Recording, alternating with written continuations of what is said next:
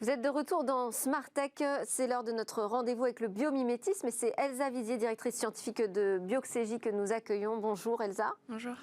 On va parler des mécanismes naturels de défense, comment les plantes réagissent face aux agressions. Ouais. Alors déjà, quand on dit agression pour des plantes, il y en a 3 types en fait. Il va y avoir ce qu'on appelle les ravageurs. Donc en gros, c'est les animaux, souvent des insectes, qui vont se nourrir des plantes. Il va y avoir les maladies. Donc les agents infectieux, ce qu'on appelle des phytopathogènes. Et il va y avoir ce qu'on appelle couramment des mauvaises herbes, qui sont en fait des plantes concurrentes. Et donc pour ça, les plantes vont avoir tout un panel de stratégies, de mécanismes à leur disposition pour se défendre.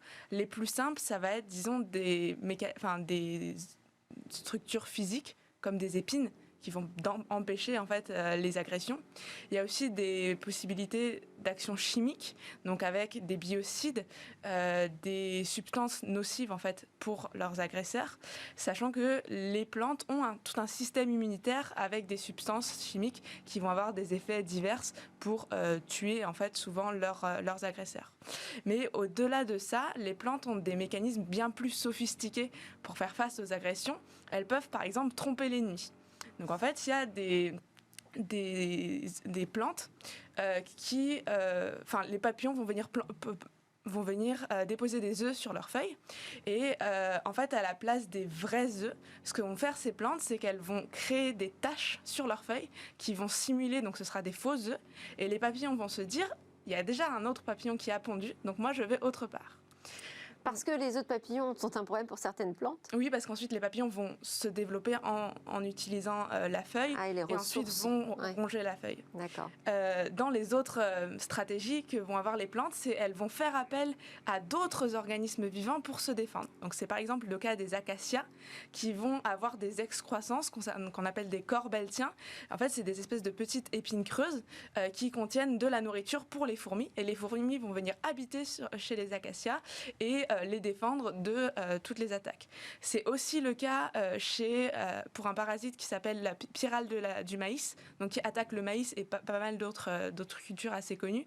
Et en fait, ce qui va se passer, c'est que là, le maïs va émettre ce qu'on appelle un composé organique volatif, donc COV, qui va faire appel à une guêpe parasitoïde qui en fait va pondre ses œufs dans les larves de pyrale du maïs, ce qui les empêchera de se développer et donc empêchera comme ça le ravageur d'attaquer le maïs. Et ça, ce sont des inspirations pour les chercheurs en nouvelles technologies? Alors en fait, c'est des très grandes sources d'inspiration puisque aujourd'hui, les pesticides, déjà c'est un énorme marché, mais il faut savoir que 36% des pesticides utilisés sont extrêmement toxiques. Et qui dit toxique, ça va être toxique pour la plante, mais ça va être toxique pour le reste de l'environnement et ça engendre des pollutions de l'air, des sols et des eaux. Par exemple, aux États-Unis, il y a 90% des puits qui sont contaminés en fait par les produits phytosanitaires. Et en fait, en comprenant mieux les mécanismes de défense des plantes, on va être capable justement de mieux réguler justement nos systèmes agricoles et d'utiliser des produits qui sont des produits ou des stratégies justement plus spécifiques et faire en sorte d'utiliser moins de produits nocifs. C'est ce que les jardiniers connaissent en utilisant des nids à coccinelles pour protéger des pucerons.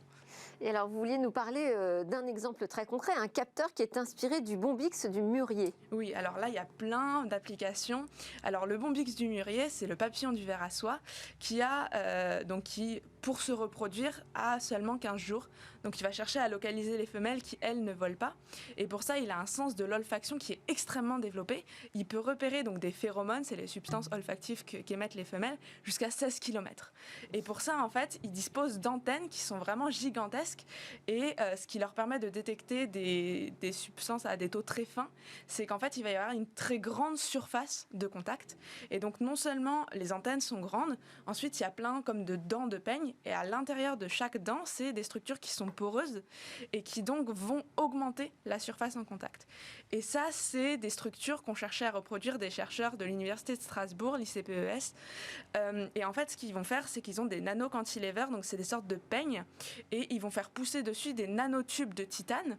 Donc ça va faire des petits tubes avec une très grande surface de contact qui vont ensuite fonctionnaliser, donc c'est-à-dire ils vont faire en sorte que les molécules qu'on souhaite capter puissent par un phénomène physico-chimique qu'on appelle l'adsorption, en gros s'adhérer sur ces nanocantilevers.